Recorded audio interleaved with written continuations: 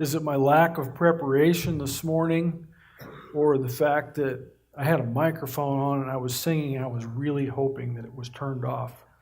And I know Mike, and he would probably cut the microphone if it wasn't, so thank you. No, he wouldn't. He says, no, it lets you embarrass yourself. Very well. Okay. Okay, I am not Joe, so if you're looking at your bulletin, I'm not Joe, and we're not going to hear from the Psalms this morning. And we'll hear a little bit more about that later on. We are going to hear from Matthew 28:18-20, which, if you're familiar and if you've heard me drone on and on about it, it's the Great Commission. Let's go ahead and go there and read that. It's very brief.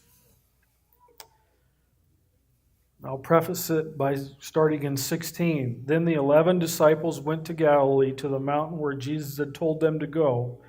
This is after the resurrection, by the way, and before he ascended.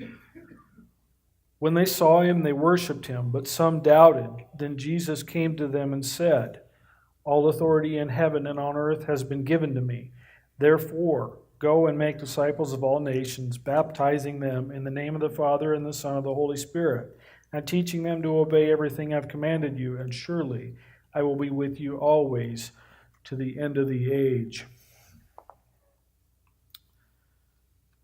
As I contemplated putting this together, I thought I was a little bit,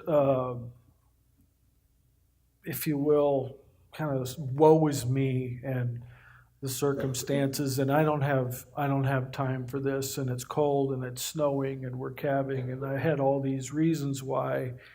My goodness, why do I have to come up with a message in a day and a half? And then it occurred to me, we all have full plates. I look around this room and I see people who are serving and serving well, serving the kingdom. And they're finding time to do that. And those are choices they're making. And we appreciate those of you very, very much. In our push and strain against time, we have to carve out time for what the things that we think are important.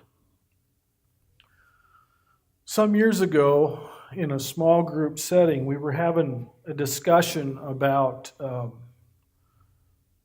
the good things that need to be done and all the things that we, raising a family, having a job, being a good citizen, being a good Christian, following Christ.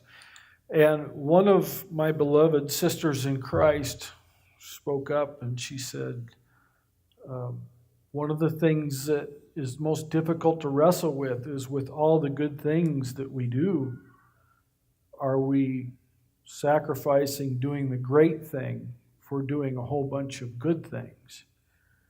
And that stuck with me all this time. And I think about that from time to time. And in moments like this, when I think about the Great Commission, that very much comes to mind. And we all get in these discussions about time, right? We're all busy. That word, busy, it is a four-letter word. It can get to be a little annoying sometimes if I just keep saying to everybody, well, I'm busy. We are very busy. We have a lot of things to do. We don't find ourselves sitting around twiddling our thumbs too much unless we're stuck in road construction or waiting in line. However, we have to consider that in the big scheme of things, in time, we live in the most affluent society that the world has ever known. We are very fortunate to live here. Now, I understand that doesn't apply to every individual in this country, and there are exceptions, people who are struggling. I'm talking big picture here. Nowhere and no time, nowhere and no place, and in no time in the history of the world have a culture had so much of their 24 hours a day, which they could choose how to spend. We don't have to go hunt for our food for the most part, dig for our vegetables, make our own clothing unless we choose to. We have it pretty easy, and we still have. We have to have food. We have to have clothing. We have to have shelter. But by and large, in the scheme of history, we spend the least amount of time by far getting those things procured for ourselves. And so we really do have a lot of time which we can choose how to spend. Now, we spend it all. Sure, we do. We spend it, and we spend some of it well, and some of it we fritter away. We're all kind of built that way. But we spend the least time surviving than any culture in history, and that's important to know and to understand that and to kind of contemplate that when we choose how we're going to spend our time. I'm going to go to a little story, and we've all kind of been the subject in this story at one time or another, and you kind of plug yourself in where it fits. But let's just say we're an adolescent. I don't know what age you pick, but the folks are going away maybe just for an evening, or maybe they're going overnight someplace, and so you're old enough that it's your turn to be able to stay at home, okay, without the parents. And you all remember that day or that evening. Well, vaguely anyway. So your parents go through and they make a list maybe of all the things that you're responsible for and what you need to take care of while they're gone. And these are responsibilities that they expect you to take care of so the house is still standing when they get back. They go through the list and they're packing and they're talking about these things with you, making sure that they're communicating well what their expectations are, why these things need done, and making sure you understand what is expected, when it's all over, right? They're packing their stuff and they're getting it all in the car, and they've gone through the list with you, and you're at that point where you're like, Dad, just, okay, I got it. Just get in the car and go. And you're thinking, come on, get out of here. I want to have my time. So Mom gets in the car, and Dad, he opens his door and he starts to step in, and he turns around to you and he says, oh yeah, one more thing. And you know intuitively in that moment that you need to listen, that's whatever is coming is important, because he stopped what he was doing and he wants to tell you one more thing that he thinks is important. And that thing is probably very important. In our vernacular, we have livestock. So that thing would probably be something like, it's July, it's hot, don't forget to check the water for the livestock. They can't survive without it. Mental note. It's not on the list, but it's important enough, I'll remember it. All right, let's pause for just a second on the story and we'll come back to it. I have to take that out of my pocket because I have a habit of fiddling with things in my pocket. We know, unless we've been sitting here with our head stuck between our knees, we know that Jesus was fully God. Jesus came down to earth and he lived a life here. We know that he taught about salvation through faith in him. We know that people like you and I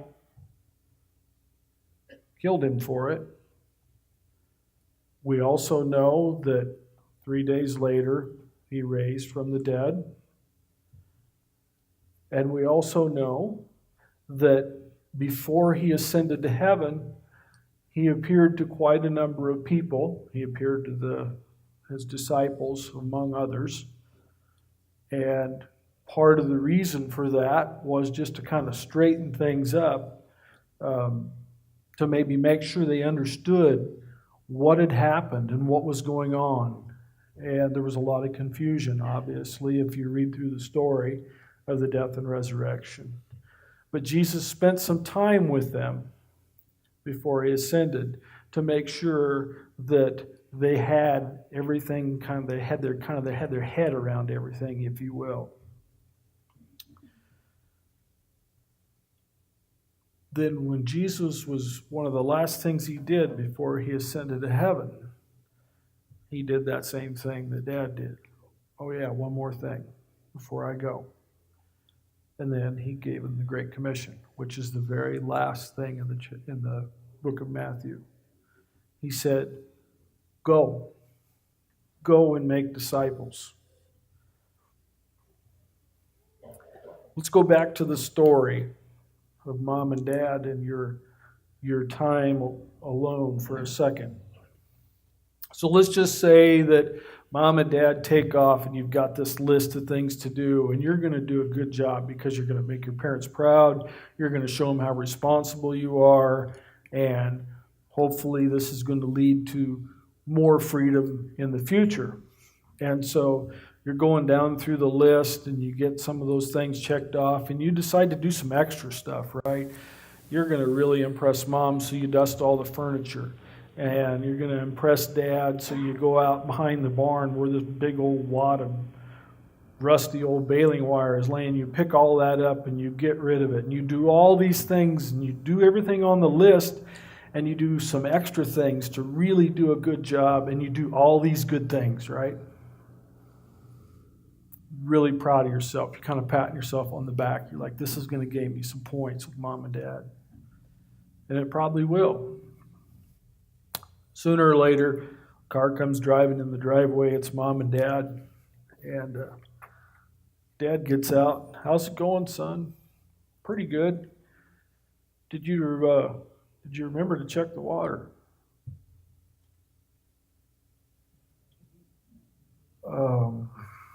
And your heart falls into your belly because you forgot. Why? You were so busy doing the good things that you forgot to do the most important thing.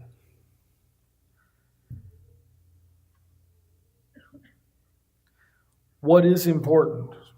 What is important in what we do, how we spend our time? We have a struggle with that, right? Figuring out what is the most important thing to do, how to prioritize, what has to go, what can we get accomplished.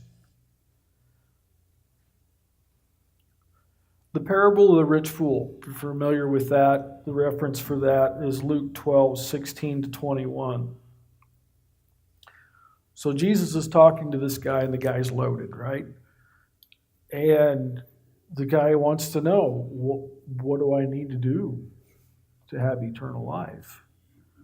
And to boil it all down, Jesus' command was, or his response was very simple. He said, follow me. The guy thought about it a little bit. He thought, he knew what that meant. And that's just too big a price for me to pay. I'm not prepared to do that. I'm not prepared to give up everything that I've built on this earth, everything that I really treasure, in order to follow you. And off Jesus went, and that was the end of the story. That was countercultural at that time, to give all that up. It's countercultural today. It'll be countercultural next week and next year and 100 years from now.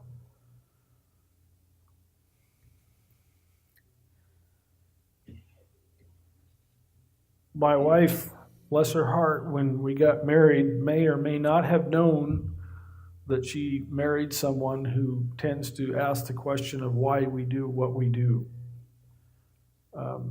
Challenge the status quo, if you will.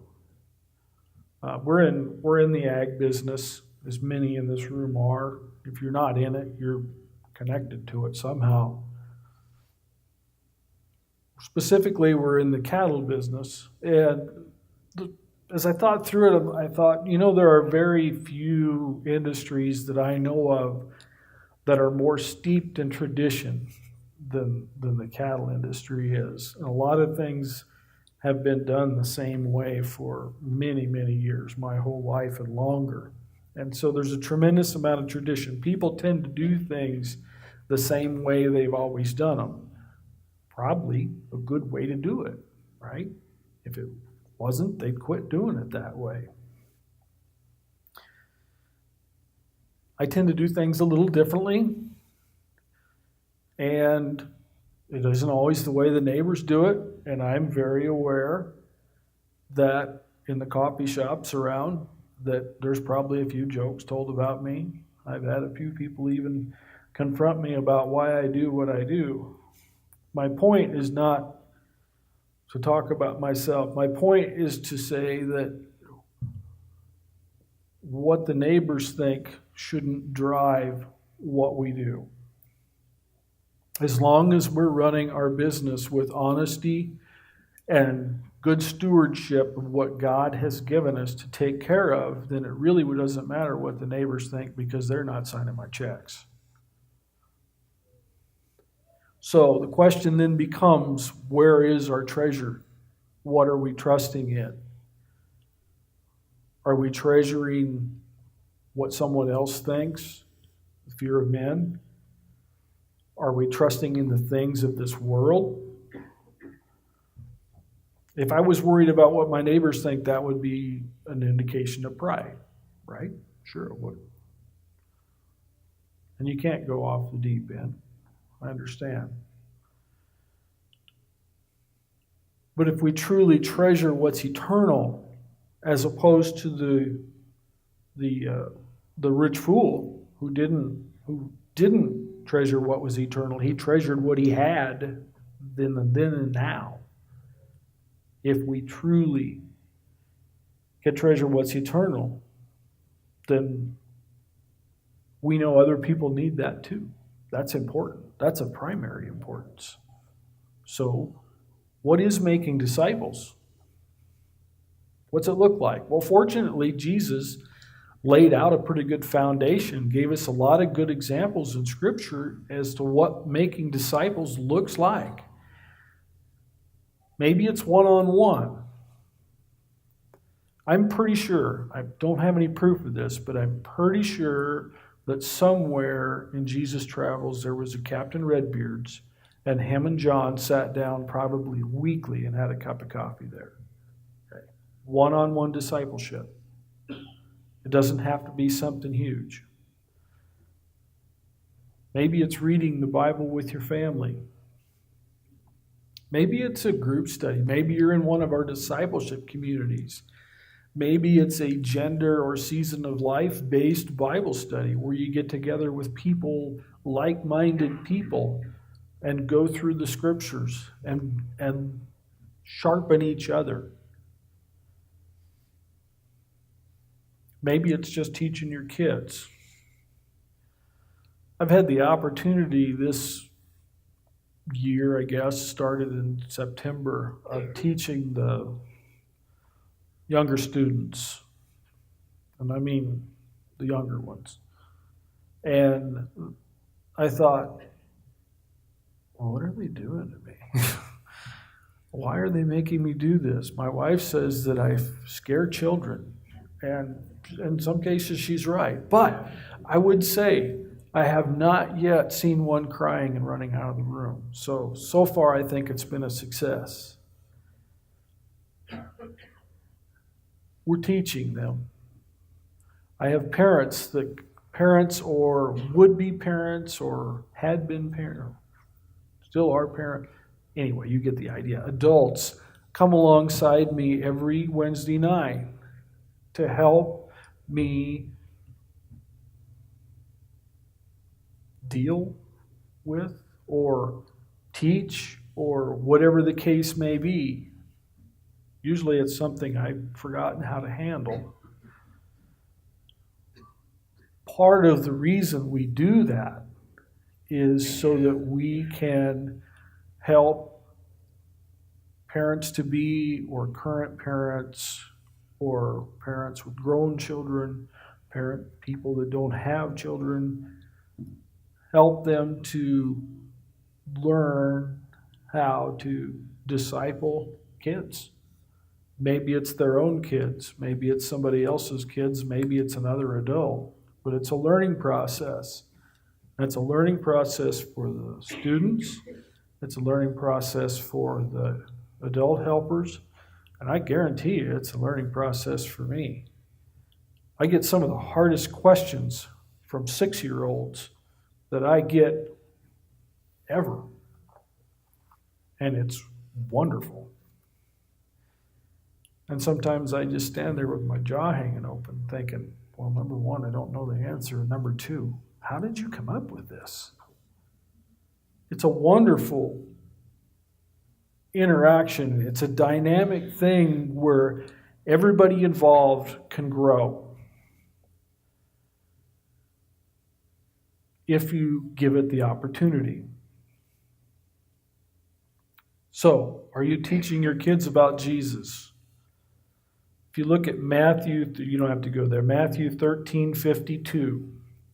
Therefore, every scribe who's been trained for the kingdom of heaven is like a master of a house who brings out his treasure, what is new and what is old. I can remember when I was a teenager just wanting to grow up. We all want to grow up. We all want to drive our own bus, right? Make our own decisions. We don't want somebody telling us what to do. And then we finally, after 2 or 3 centuries, we grow up and we become a young adult. And then about a week or two later, you wake up and you're 30. And then another week goes by and you wake up and you're 40. And then another week and you're 50 and 60 and 70 and 80 and so on. It goes by pretty fast. And then sooner or later, no matter who you are, the bell tolls for thee and your number is up, so to speak. And we never know, do we, when that day is going to come. At that point, then, all that's left on earth of us is our footprints and our legacy. That's all we have left. Everything we had now belongs to someone else. Just that fast. It's gone. Just our footprints and our legacy is all we have left. So, maybe we lived our life like a good Christian. Maybe we did all the good things. Good behavior, served our fellow citizens in the community, raised our kids, and did all the good things. But did we check the water? Did we do the great thing? Did we do the most important thing when it's all said and done? Who are we treasuring and trusting? As we look at the Great Commission and kind of break it down, Jesus said a number of things. One was, all authority has been given to me. What does that mean? Well, to look at that, let's go to Daniel 7, 13 and 14.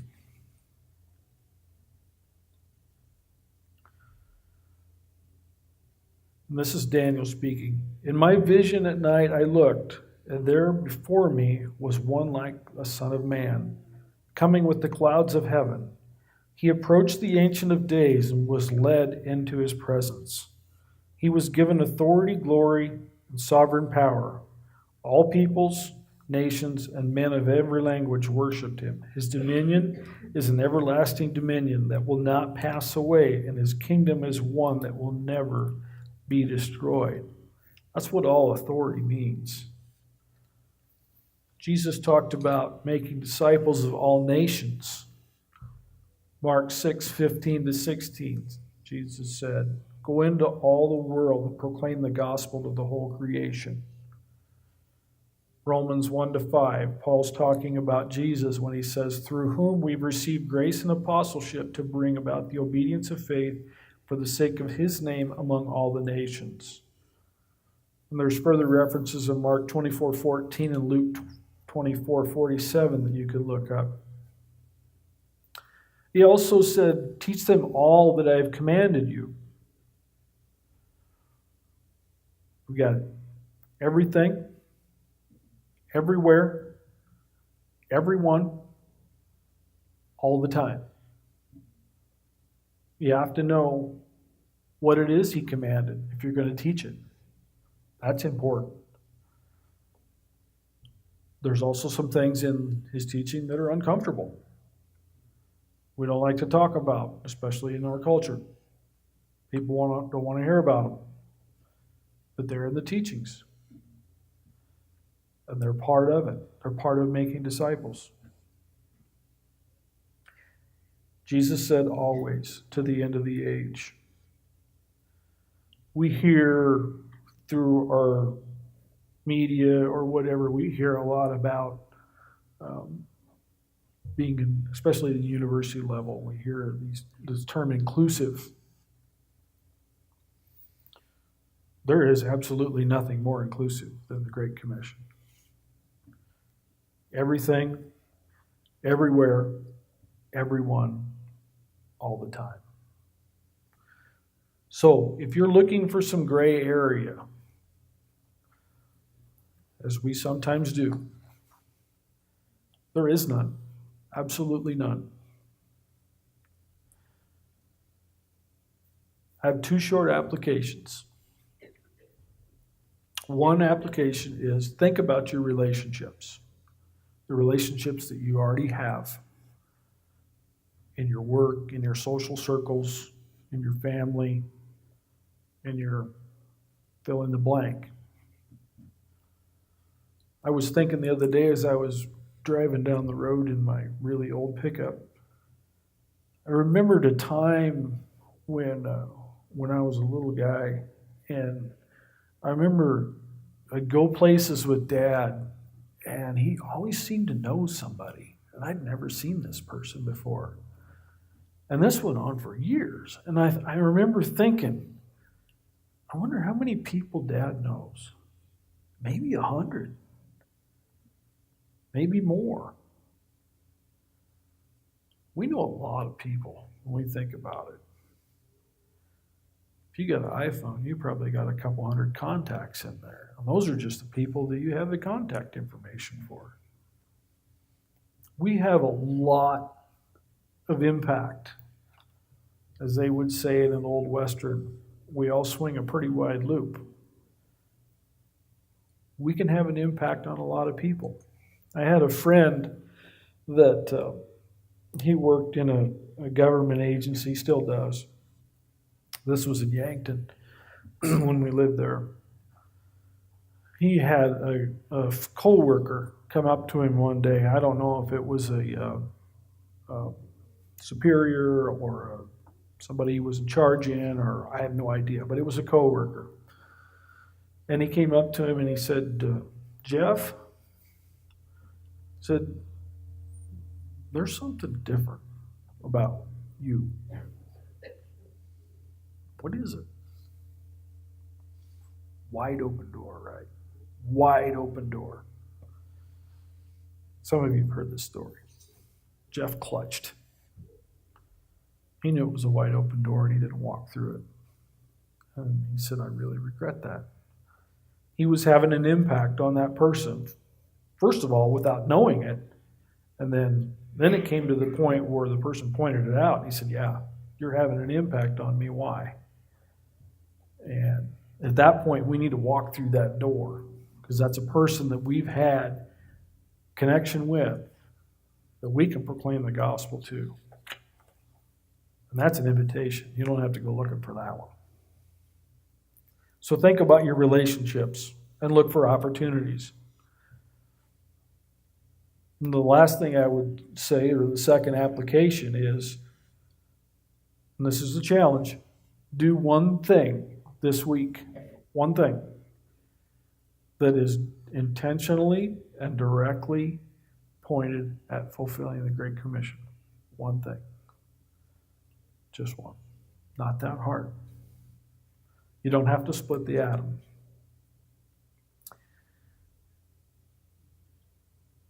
hopefully when we get, when our time has come and our number is up, that we'll hear those words, "Well done, good and faithful servant."